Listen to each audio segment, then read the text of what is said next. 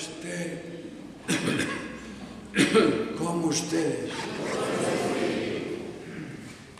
Les proclamo a continuación el Santo Evangelio según San Marcos. Como ven, el Evangelio de Marcos es un evangelio peculiar. Dice cosas que no dicen los demás.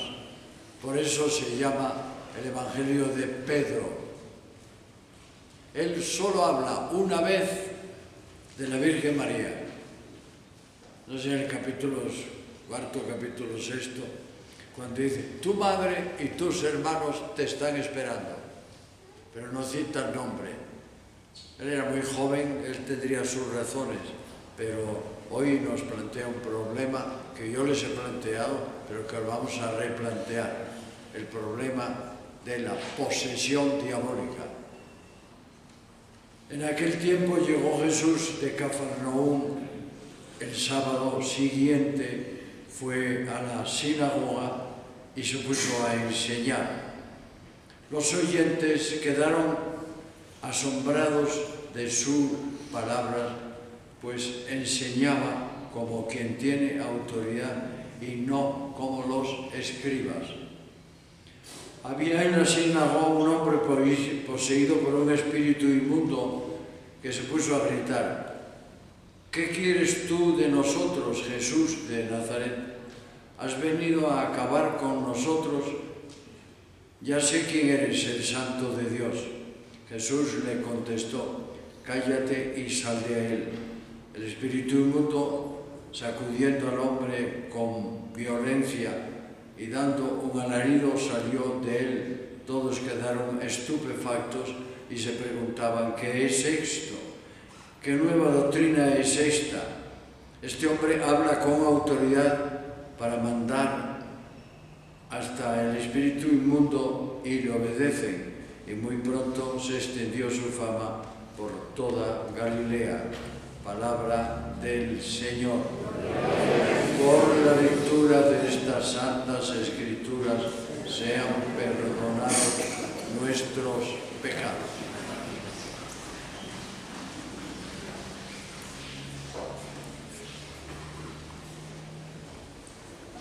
El Evangelio de hoy se podía reducir a una sola cosa. Había realmente endemoniados, es decir, poseídos totalmente, que no tuvieran autocontrol, que perdieran la libertad. ¿Podría darse en el tiempo de Jesús o en este tiempo? No, mi tesis es no hay posesión diabólica. Pero es que habla el Evangelio. Queridos hermanos, yo podría decirles a ustedes que Satanás es habilísimo. Decía Baudelaire que es tan hábil que hace pensar a la gente que no existe. Hoy, para gente sensata, inteligente y con fe, Guatemala está poseída por Satán. Yo no hablo del diablo, hablo de Satán, el espíritu del mal. El espíritu del mal se está apoderando siempre, trató de apoderarse del mundo, pero hoy tiene una serie de instrumentos que lo ayudan. La vida política, la corrupción política, todos los medios de comunicación modernos, todo esto es una cosa que domina y expande él e influye en que lo uses maravillosamente. Es decir, lo que hay en Guatemala, lo que hay en cada uno de nosotros es la tentación diabólica y a veces la obsesión diabólica y a veces el miedo al diablo. Y yo quisiera hablar un poquito más en concreto del problema, porque les voy a decir hoy algo que se me ocurrió, porque yo decía, no hay posesión diabólica porque hay un señor por ahí de la Universidad de Georgetown que escribió un libro sobre el exorcista, aquel librito de otro autor, por supuesto. Bueno, pues lo cierto es, queridos hermanos, que estos señores, incluyendo Peter Brown, que escribió El exorcista, y este escritor jesuita de la Georgetown, el padre Juan Cortés, hablan muy claramente y están dentro de la tesis que yo sostengo como mediano teólogo. No hay posesión diabólica, yo no conozco ninguna a usted, pero sí hay influencia diabólica tremendamente grande, cada vez más grande. O sea que Dios se usa a los hombres para hacer el mal. Eso es lo que ellos llaman posesión, usa a los hombres para que hablen mal. Entonces vamos a enfrentar hoy a un hombre que usa Satán,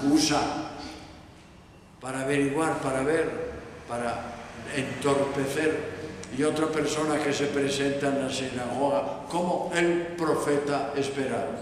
Jesús frente de un enfermo paralítico o un enfermo psicológico, lo que ustedes quieran. Este evangelio es complicado porque plantea algo que es un folclore en nuestro ambiente.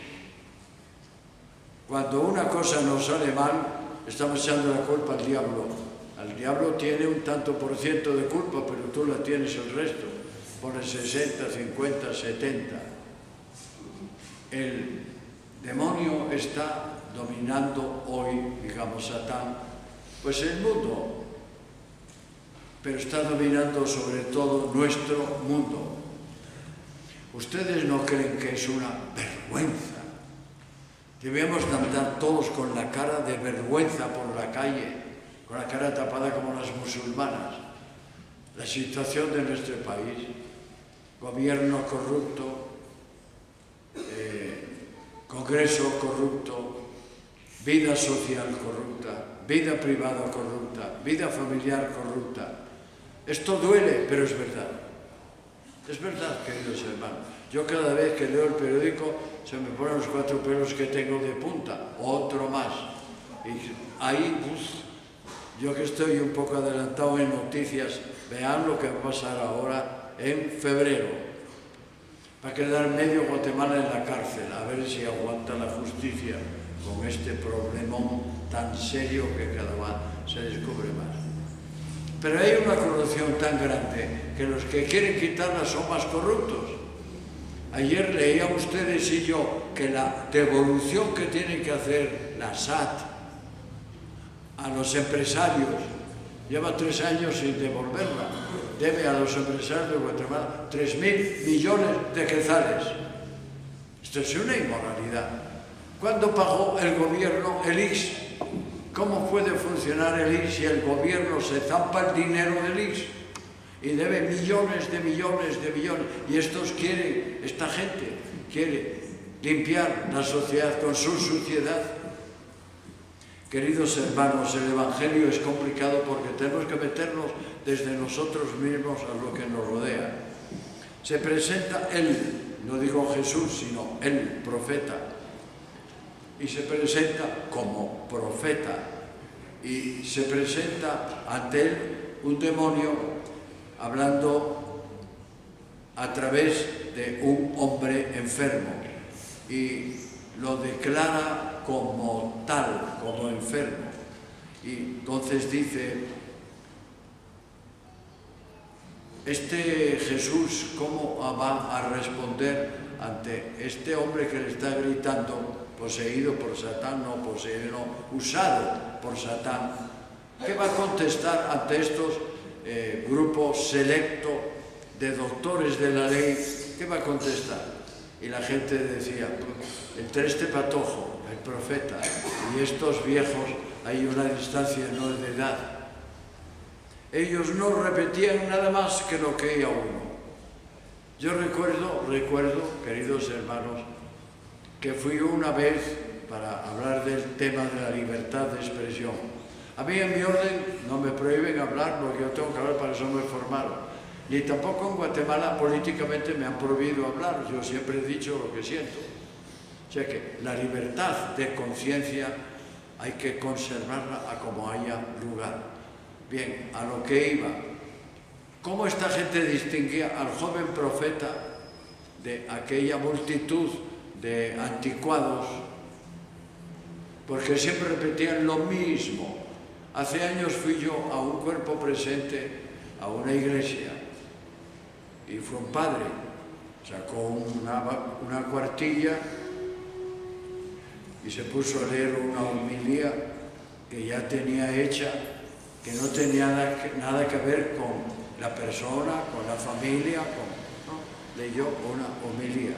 Pero qué desgracia la mía, yo tengo también mis desgracias personales. Al mes volví a oír a este señor que me vino a suplir a mí en un cuerpo presente, y volvió a sacar la misma papeleta y a leer el mismo discurso. O sea, no. Los escribas repetían la escritura, igual que los maníacos, estos que dicen hermanos nuestros, que citan siempre los mismos versículos. Si todo eso está resuelto. Eso del capítulo 7, los hermanos de Jesús, y todo eso está resuelto. Solo los ignorantes lo sostienen, o las conveniencias humanas las sostienen por conveniencia. Los escribas repetían y repetían lo que decían otros. ¿Se les permitía tener criterio propio? No. Como a este padre que yo, que no les permiten, seguramente en su orden, tener criterio propio. Porque si hay un criterio propio, perdían una falsa unidad, podían ocasionar diversas doctrinas, y esto lleva a una confusión como la que tenemos hoy religiosa en Guatemala. En todas las iglesias católicas de Guatemala vamos a tener la misma doctrina, la misma. Ahora, vaya usted a la de Casluna, a la del fulano de tal, a la de... Cada uno habla de lo que le parece. Eso no es formativo, es deformativo. No es pedagógico, es antipedagógico.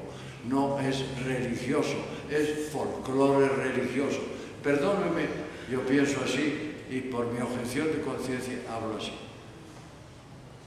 Usted va hoy a Estambul, al último extremo de la tierra donde empezó el cristianismo, y están diciendo esta misma misa que usted está oyendo. Y el predicador, por más o menos que se aparte de una cosa o lo aplique a su manera, siempre hablará de este tema. Bien, hoy celebramos el día de Santo Tomás de Aquino. Si él hubiera seguido la doctrina de su tiempo, no tendríamos una filosofía brillante, ni un hombre brillante como él.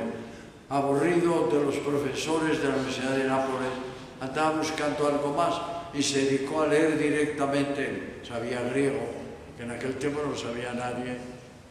Sabía latín, que en aquel tiempo no lo sabía nadie. Sabía leer y escribir, que en aquel tiempo no sabía casi nadie. Los curas de la época de Santo Domingo eran analfabetos, todos. ¿Qué se puede formar con un clero analfabeto o con órdenes religiosas analfabetas? ¿Qué se puede? Y él creó una orden intelectual y al mismo siempre espiritual, con aquel eslogan tan bello que viene de Santo Tomás. Lo meditado es lo que se predica, no lo que se oye, sino lo reflexionado es lo contemplata, es la frase del Alice Tradere, lo comprendido, lo entendido por ti en el mundo de la fe, transmítelo a como haya lugar. Bien, Santo Tomás cambió el mundo completamente, porque se dedicó a despertar al gran Aristóteles, padre de toda la filosofía, y llegó a hablar en una iglesia cerrada medieval contra una serie de eslogan, como que Roma locuta causa finita. Habló Roma, no hablemos del tema. No, hombre, no. El Papa puede, el Papa, como el Padre Francisco, puede hablar una homilía como yo, y yo puedo decirle, qué bonita, pero no estoy de acuerdo. Así funciona esto cuando funciona la iglesia como iglesia. Entonces Santo Tomás rompió con una falsa autoridad y dijo una frase brillante: es más importante la conciencia que el superior. Decir esto en la Edad Media, en la etapa de señor y esclavo, era romper una estructura. Y en una iglesia romana que lo controlaba todo, era darle una tremenda bofetada al tradicionalismo y al continuismo. Es preferible escuchar al superior o es preferible escuchar a tu conciencia. A mí viene el superior hoy de la orden nuestra y me dice: mire, usted tiene un dinero ahorrado ahí y me lo va a dar, porque las normas son esta y esta. Y le digo: sí, pero también hubo compañeros míos que trabajaron y tienen un fin este dinero, que no es el que usted le va a dar, no se lo doy. Y me puede declarar, pues me puede declarar ante la ley de la orden, pero yo sabría defenderme y lo pondría de rodillas, porque yo conozco muy bien el mal y también conozco muy bien el bien dentro de mis posibilidades. Bien, Jesús no demuestra su mesianismo hasta que cura a este señor y predica para curarlo antes como profeta, es decir, con una autoridad que no tenían aquellos continuistas y aquellos tradicionalistas que gobernaban Israel. ¿Cuál es la complicación de esta homilía de hoy? Porque es una complicación. La complicación es el profetismo de Jesús, el Mesías, el Kerich, el verdadero profeta. Kerich es profeta en hebreo. Y la intervención de un presunto endemoniado. Estamos en los comienzos de San Marcos.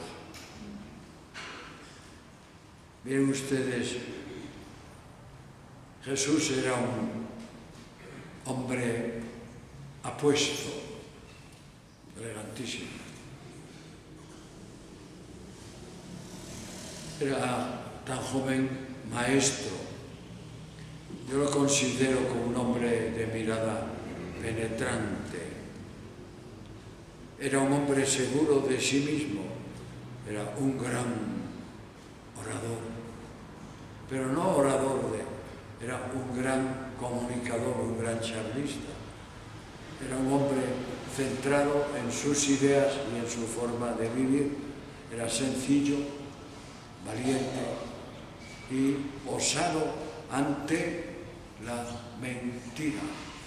No puede haber ningún profeta que se diga profeta que no sea valiente y osado ante la mentira. Entonces, Satán pone en boca a toda esta gente que los curas no hablen de política. Si ustedes leen todo lo que sale en el periódico, que hay artículos fenomenales de gente, en este país hay gente muy pensante, muy inteligente, pero están dominados por el sistema. El otro día la Conferencia Episcopal de Guatemala sacó unas notas para orientar al pueblo. No hay nadie que pueda hacer eso de otra religión. No tienen estilo, ni categoría, ni doctrina. Si siguiéramos los consejos de la Conferencia Episcopal, cambiaríamos Guatemala. No en un año, pero a lo mejor en 5 sí. Si no, seguiremos en este contubernio que no sabemos por dónde va.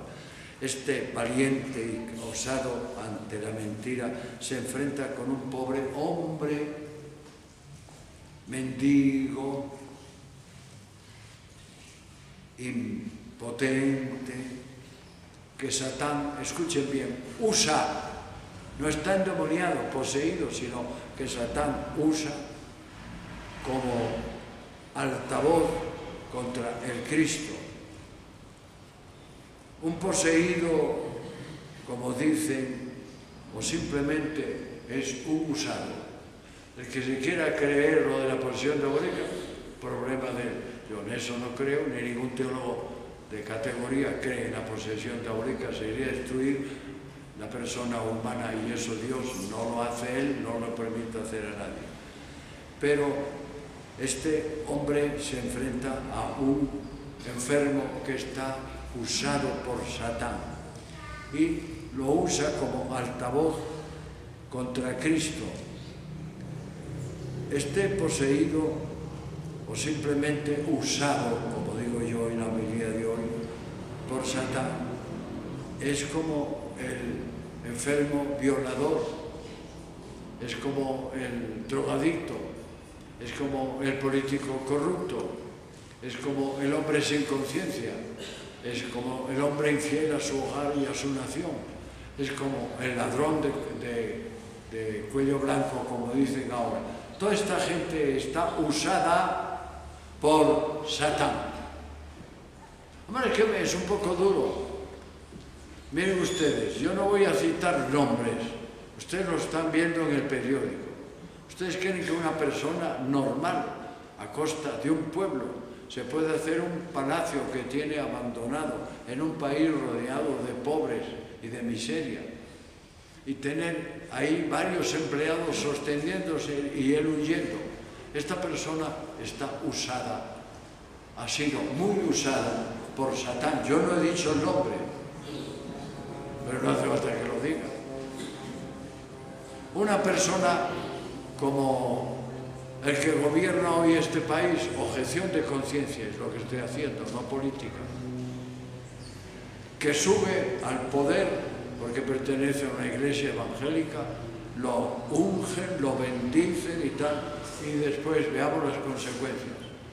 ¿Cómo es posible que un hombre humilde, con valores, con principios, se deje usar, perdone, por Satán? ¿Ustedes creen que un presidente puede gastar en comer él y 4 pelados que lo rodean 29.000 quetzales diarios de sus impuestos? Echen cuentas como las eché yo ayer.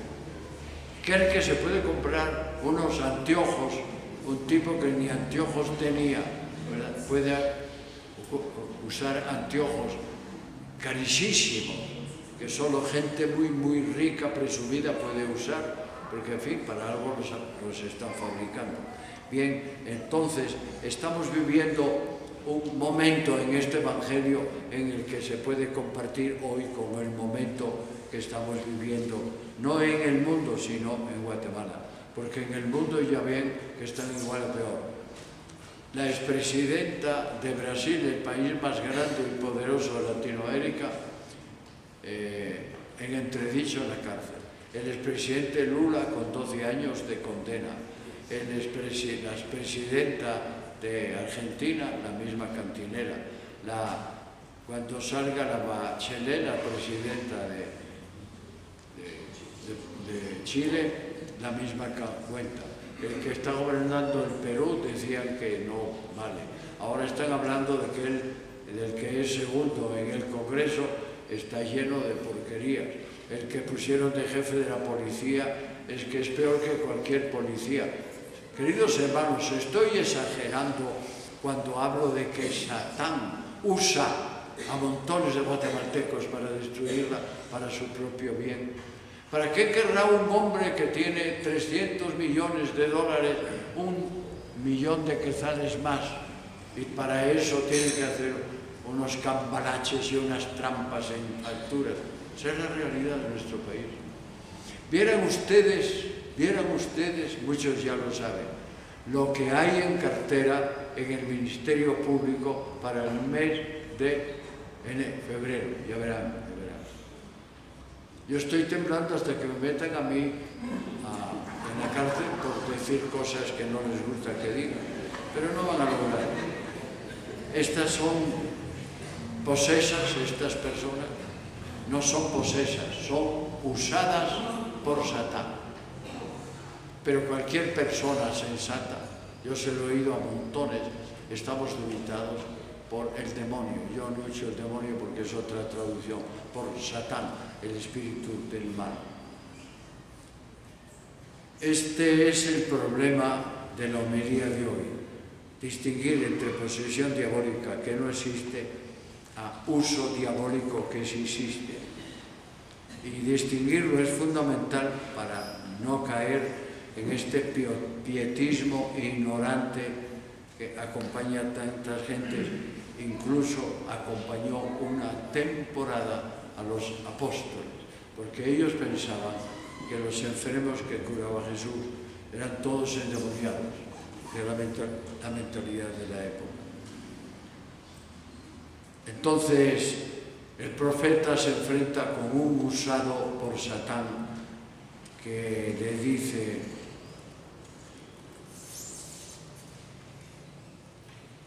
tú has venido a arruinarme o a arruinarnos, pero sabemos quién eres, el Santo de Dios. No sabía nada quién era, nada, porque no puede entrar en el corazón y en los sentimientos y en la inteligencia, no sabía nada.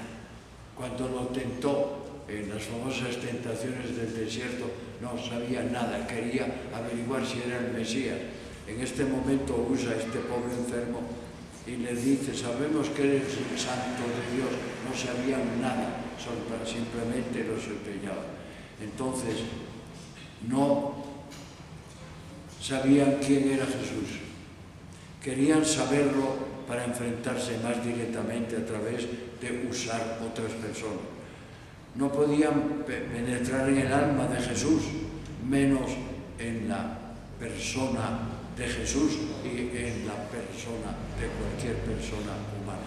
Tampoco pueden penetrar en tu alma o en tu persona, porque es inviolable.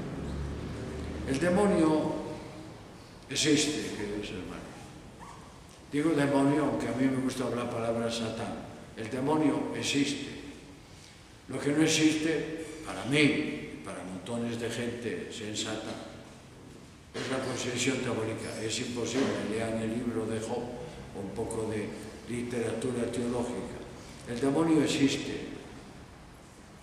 Eso es otro problema. Es una figura dogmática en la Biblia, no en la tradición de la Iglesia, en la Biblia, pero rodeado por mucho folclore de predicadores populares y un poco ignorantes. Dice la Biblia a través de Juan 8, es el homicida desde el principio y no se mantuvo en la verdad porque no hay verdad en él. Cuando dice la mentira, como en el caso del Evangelio de hoy, habla de lo que él sabe que es la mentira, no la verdad, porque es un mentiroso y padre de la mentira. Juan 8:14. Qué descripción de Satán, ¿verdad? Cómo se mete en las instituciones y cómo te arguye desde fuera, te colorea la vida. Miren, y remata San Pablo en la carta a los Efesios diciendo: revestíos de la armadura de Dios para resistir los ataques del diablo. Tened siempre a mano el escudo de la fe, la espada del Espíritu y la palabra de Dios. Claro, ¿verdad? Claro, parece que lo dijeron ayer en la misa de catedral. Claro. Pero es un vencido. Este hombre de que habla tanto la Escritura, o este ser angélico, es un vencido. Esta expulsión del demonio es un signo de lo que la humanidad va a vivir después de Cristo. Después de Cristo, Satán va a tener una lucha constante contra Cristo. No contra Cristo, contra su evangelio que contradice su mentira. Que llega a decir un predicador famoso que hay que crear una teología de prosperidad, cuando San Pablo dice que siendo aquel, el profeta rico, se hizo pobre por nosotros. El dinero es fenomenal, mientras no te pervierta, porque con el dinero puede hacer maravillas, se pueden hacer maravillas, pero si te pervierte, se pueden hacer corruptos, como está invadido, pues no solo Guatemala, sino quizá todos los países. Entonces esta expulsión del demonio es el signo del poder que Jesús va a tener siempre contra él en cualquier situación y también en la nuestra de Guatemala. Es una lucha personal entre el bien y el mal. El bien lo representa Jesús y los amigos de Jesús, y el mal lo representa Satán con sus secuaces.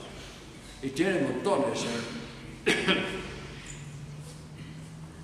Tú, redimido, eres libre de elegir o con el mundo dominado por Satán o con el mundo dominado por Jesús.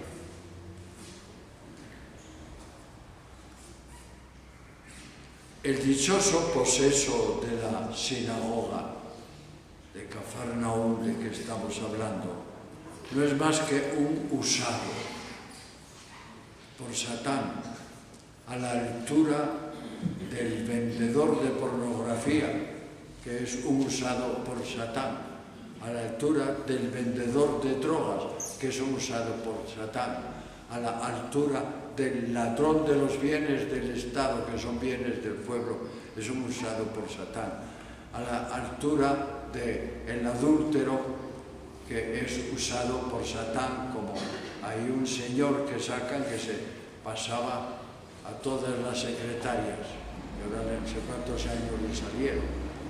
O sea, es un usado por Satán. El asesinato, cuando es a sueldo, es usado por Satán, al asesino. El perverso sexual es un señor que usa Satán para pervertir más la sociedad. Entonces, ¿los tratamos como poseídos o los tratamos como usados por Satán? Yo me quedo con que son gente usada por Satán. Poseídos para mí no existen. El mordisco del paraíso, la mordedura que dio Adán en la pulpa de la manzana, es lo que así te ofrece todos los días, que esta pulpa de la manzana que tú muerdes, que es en la vida, tenga una parte envenenada y otra parte no envenenada. Entonces tienes que elegir la parte que no está envenenada. Y dijo una frase bonita: el mordisco del paraíso, corteza del mal, pulpa del bien. Tiene la corteza del mal, pero tiene por dentro la manzana el bien, porque es un alimento de Dios. Desde entonces hay dos bandos: Jesús y el bien, Satán y el mal. Y en esos bandos no hace falta andar descubriendo ni estudiando, solamente con leer un poco por encima del periódico nos damos cuenta. Hay un montón de gente en Guatemala, miles de gente en Guatemala, miles de corbata y de casas elegantes y salidos de las mejores universidades que estudiaron fuera, que son simplemente miembros de Satán porque hacen el mal que él usa para que hagan. Nada más. O sea, tan endemoniado es cualquiera de estos señores como el que estaba en la sinagoga de Cafarnaúm. Pero este demonio está vencido por la resurrección de Cristo. Atiéndanme, por favor. No puedes actuar directamente sobre la inteligencia y la voluntad del hombre, porque el hombre es libre y si pierde la libertad, deja de ser hombre, se aniquila. Ahí está que lo defiende el libro de Job. Solo intenta gobernar tu alma por influencias externas, por estímulos, por facilidades, por una capacidad tremenda que te da para ser trinquetero y malhechor. Pero ya os dijo, no hay posesión diabólica. Si hubiera posesión diabólica, no podría estar ni en la inteligencia, ni en el alma, ni en la voluntad. Solo poseería el cuerpo. Y entonces, para un psicólogo moderno, que Satán posea el cuerpo de una persona es un ridículo científico. Y para un teólogo es un ridículo peor que científico. Bien, ahí queda eso. Voy a decirles unas cuantas cositas más y termino. Un profesor que tenía yo muy bueno, el padre Rollo Marín, en uno de sus libros de teología popular, dice: solo Dios tiene el privilegio de penetrar en la esencia del alma. Solo Dios puede entrar en tu alma y siempre la va a respetar, tu libertad, por su virtud de creador y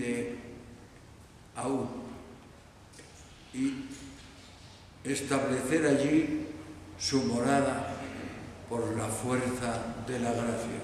Solo Dios puede entrar en tu alma, pero no puede dominarla.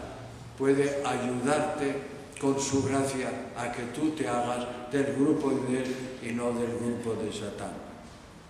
Bien, no puede nadie destruir nuestra libertad. Tengo muchas cosas que decirles, pero voy a seguir haciendo un perfil de Satán. El demonio es un perro atado. Así, perro atado. Ladra, pero no puede morderte. Así. Trata de manejarte desde fuera como un ladrón que robó un carro, pero resulta que no sabe conducir el carro. Satán no puede conducir tu libertad.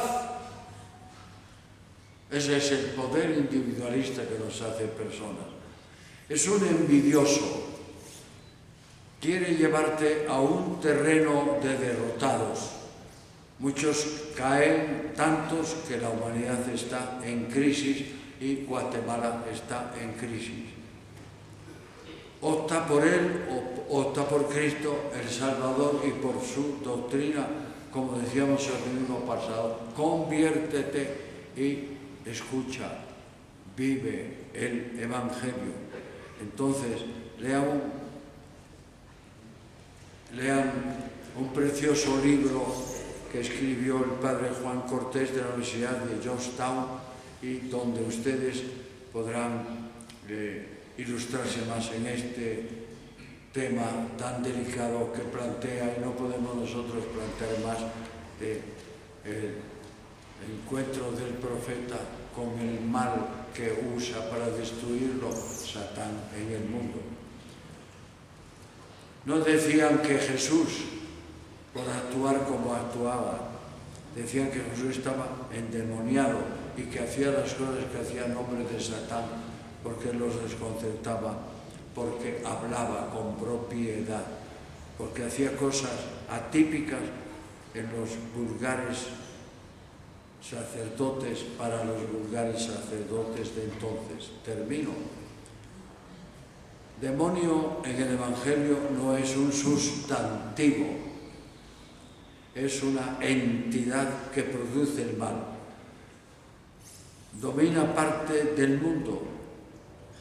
Díganme qué es la violencia, qué es la guerra, qué es el robo, qué es la mentira, qué es la corrupción, qué es la venta de pornografía, qué es la situación de contubernio que estamos viviendo. Jesús viene a curar estas cosas, pero estas cosas van a existir siempre.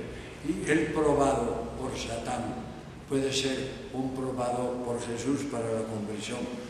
Pero Jesús, si se dan cuenta, y termino, nunca hizo exorcismos. Yo lo hice una vez, y como hice tanto el ridículo, no volveré a hacerlo jamás. Ya les conté el cómo. Curaba simplemente, es importante, a los oprimidos por el diablo. Curaba, dice el texto de Hechos 10:38, a los oprimidos por el diablo. No curaba a los poseídos por el diablo, sino a los manejados, a los oprimidos por el diablo. Recuerden una frase de aquel famoso poeta que llamaban el poeta maldito, Baudelaire. Baudelaire llegó al palacio y, como era brillante, era un hombre muy humilde, muy independiente. La reina le dijo: poeta, ¿de qué gran familia francesa desciende usted? Y él se enfrentó con la reina y le dijo: señora, yo no desciendo, yo asciendo de un tonelero. Baudelaire dijo una frase famosa: es tan sagaz el demonio que hace creer a la gente que no existe. Esta hemonía es para decirle que existe, que está actuando y que nos puede usar incluso a nosotros, porque tiene una habilidad tremenda en su tentación. Amén. Amén.